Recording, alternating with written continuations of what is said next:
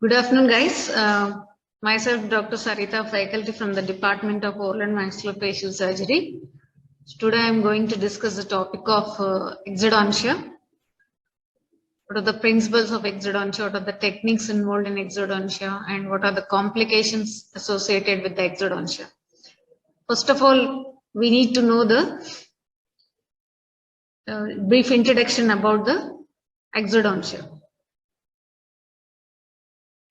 So since the earliest period of history of the extraction of the tooth, it has been considered a very dreaded and horrifying procedure by the patients. Because many patients, they used to suffer from the phobia of extraction. And those past days, many dentists used to believe that speed is very much essential while doing the extraction procedure.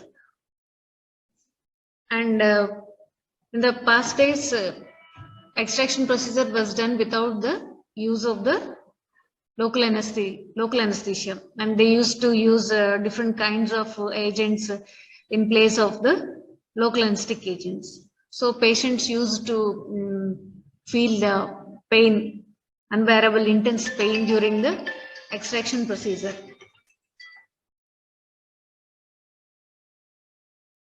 So now, what is exactly exodontia?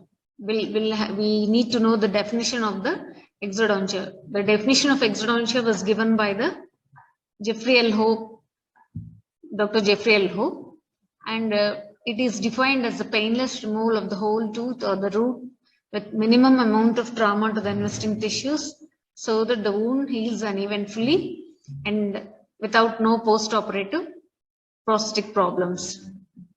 So the ideal tooth extraction should be a painless procedure, and it should give minimum trauma to the investing tissues of the patient, and the wound should heal uneventfully in the post-operative period without any complications. And the procedure should not create any post-operative prosthetic problems also. So now coming to the history of exodontia. In the past days, how it used to be.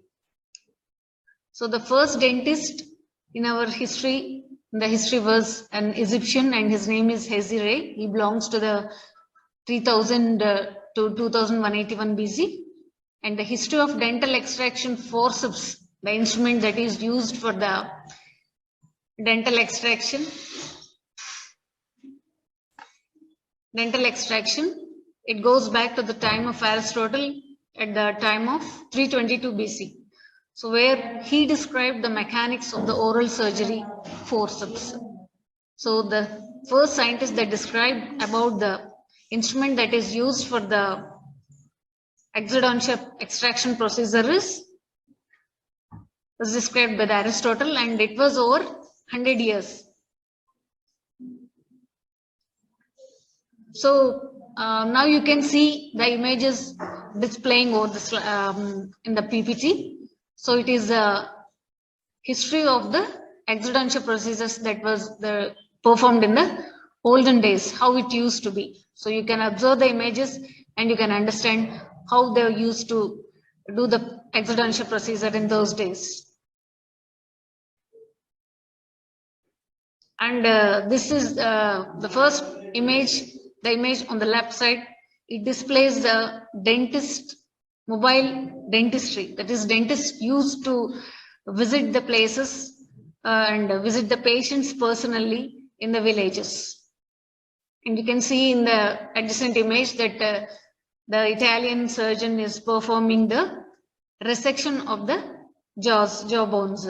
So in those days, there is no proper well-equipped dental chair. So they used to do the resection of the jaws whenever it is required, like whenever the jaws are involved in any pathology or any carcinomatous lesions, they used to resect the jaws in that manner. So these are all the instruments that you can see on the slide. So they were used for the mouth opening procedures in the olden days. You can observe all the 4 images which are getting displayed on the slide. So all those instruments, they belong to the 17th century. And you can observe the next set of instruments. They are used for performing the extraction processes, and it belongs to the 16th century. So now coming to the principles of exodontia. So we have certain principles which are involved in the exodontia procedure. Now we'll discuss the mechanical principles which are involved in the exodontia processes. We have 3 principles, that is, first one is expansion of the bony socket, second one is use of lever and fulcrum, and third one is the insertion of the wedge. So now coming to the first principle, that is expansion of the bony socket. So we have to immediately after giving the local anesthesia for removing the particular tooth in the patient, we have to first elevate the soft tissue flap with the periosteal elevator, and then we have to expand the bony socket. That is very important principle involved in the extraction procedure. So it is specifically designed for the forceps extraction procedure only, because extraction of bony socket is done with the forceps only in the closed method of extraction. And for this principle to get applied, we should have a sufficient tooth structure, and the bone should be sufficiently elastic.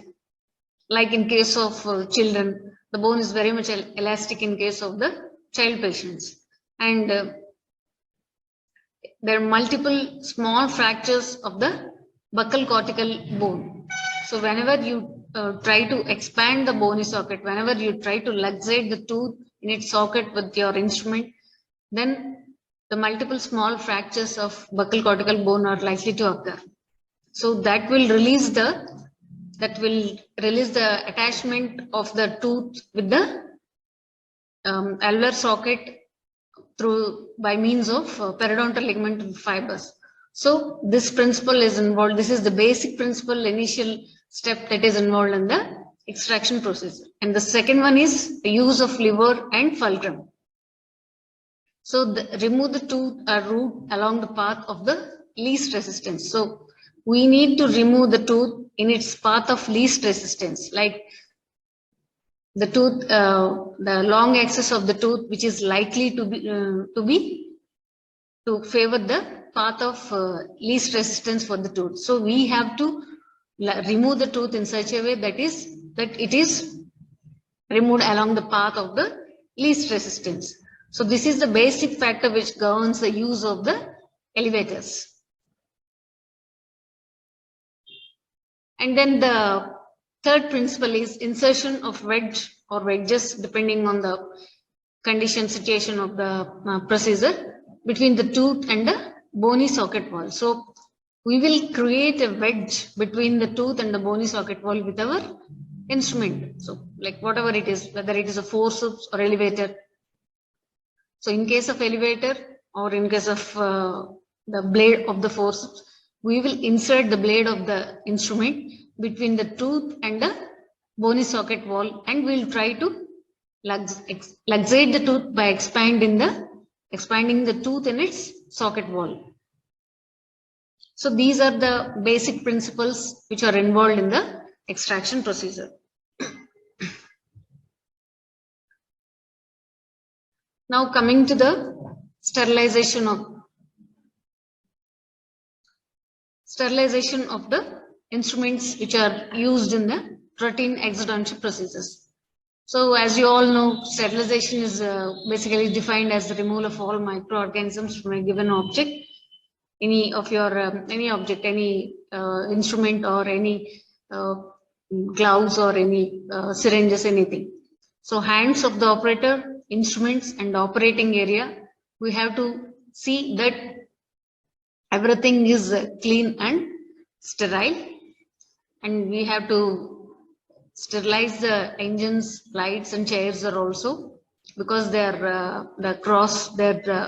obvious sources for the cross infection, and you have to sterilize the gauze or cloth which are used during the extraction procedure to change the position of a light.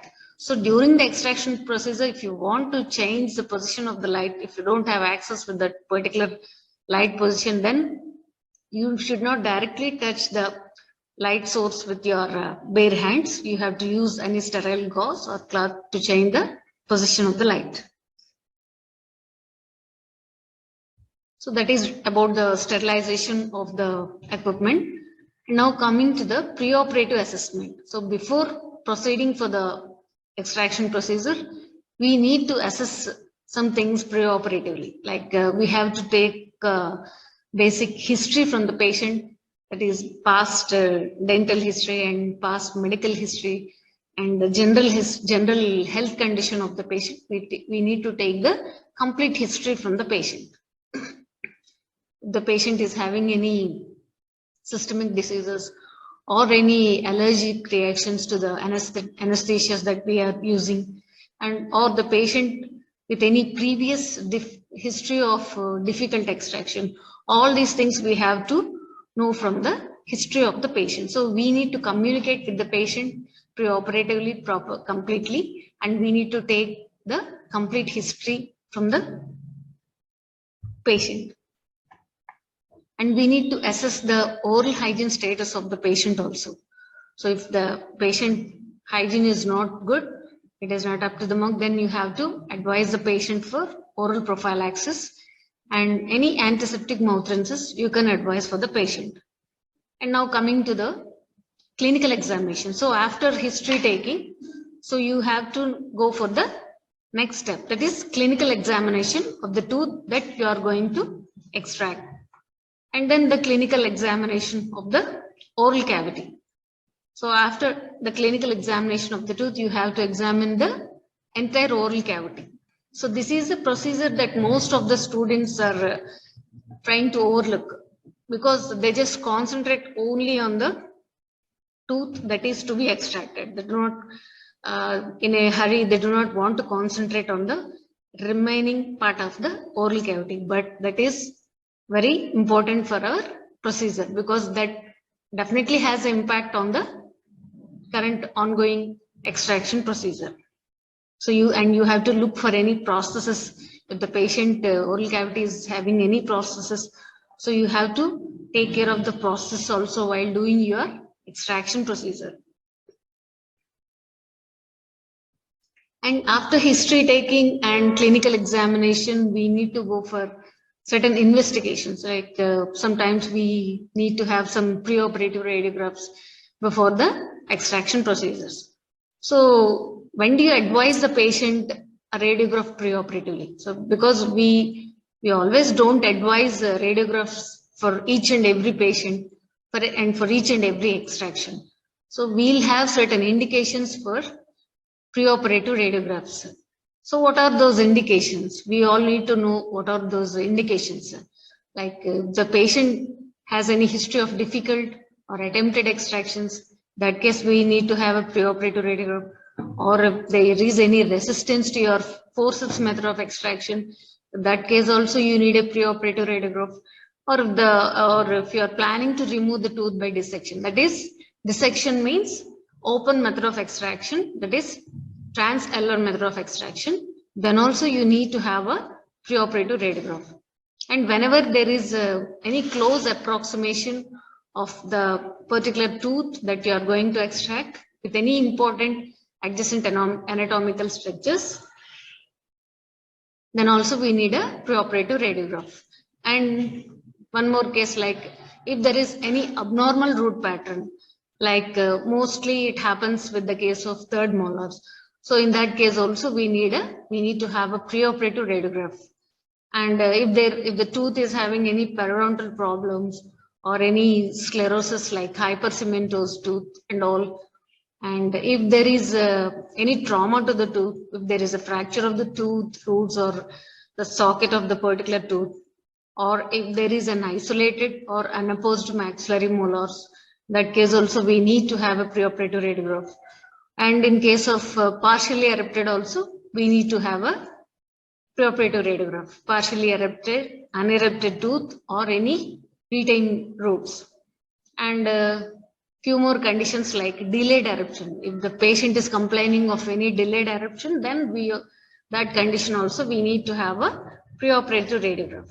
And other conditions, generalized conditions like developmental deformities like osteitis deformans, that is Paget's disease.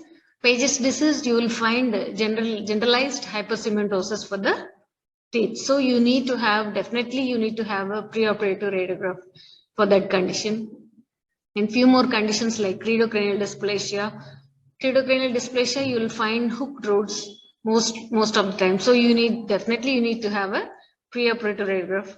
And in case of any irradiation, if the patient gives any history of any preoperative therapeutic radiation, then also we need to have a preoperative radiograph in order to assess the condition of the alveolar bone, adjacent alveolar bone. And in cases of osteopetrosis, that is Paget's disease also, we need to have a preoperative radiograph. So these are all the indications that you have to keep in mind when you have to exactly advise the patient for a preoperative radiograph. And now coming to the anesthesia. So we have finished discussing about certain basic steps, and now we have to select the anesthesia. So is local anesthesia necessary, or shall we have to perform the procedure in the general anesthesia? So that choice we need to decide now. So for most of the exodontia procedures, we will perform all the procedures mostly under local anesthesia. So we don't need to go for general anesthesia for the routine exodontia procedures or any minor oral surgical procedures. Mostly they are done under the local anesthesia. So now we'll discuss about the forces applied during the extraction of the tooth. For any general forces, like first, what is the first force that is applied? What is the force that is applied second? And what is the force that is applied in the third step? These are generalized for all the teeth. For maxillary tooth, it is different, and for maxillary tooth, it is slightly different. So we need to know the different types of forces that are applied for different maxillary teeth and different mandibular teeth. So that all those forces are generalized. So first, what is the first force that is applied during the extraction of the tooth? The first force you can observe in the image, like the instrument where we are holding, and what is the force. You can observe the direction of the arrow marks. So that direction of the arrow marks represents the direction of the force that we are applying. So the first basic force that we apply during the extraction procedure is apical force. So we will hold the tooth at the cervico-enamel junction with the help of our forceps. So we will push the instruments apically. So that will be the basic first force that is applied during the extraction procedure. And the next force that we apply is, we will apply labial force. So after applying the basic apical force, we will go for the labial force. We will apply force in the labial direction, and then slightly the next third movement will be the palatal direct towards the, in case of maxillary teeth, slight palatal movements, and then more of the labial movements. And then the final movements will be once the tooth gets luxated. Once you feel that the tooth is luxated in its socket, in its alveolar socket, then you can apply the last final force, that is the buccal or the traction force. So in this traction force, you will apply the pulling force also. So along with the traction, we will apply pulling force also. So now these are the principles. These are the different types of forces that are used during the extraction of the tooth, whether they are maxillary or mandibular. The forces, these are the common forces that are applied. So now coming to the indications of exodontia. So each and every tooth is not indicated for extraction. We have certain indications. So which are all the teeth we are going to extract, which are the teeth that require the extraction, exactly that we have to decide basing upon certain factors. So we need to know the indications for the exodontia. So in case of any periodontal diseases, so to prevent the bony resorption, not every periodontal disease. So in case of periodontal diseases with more than 50% of the bone loss. So these are the indications for the exodontia procedure, and we will discuss the remaining topic in the next class. So finish with the for today's session. Thank you.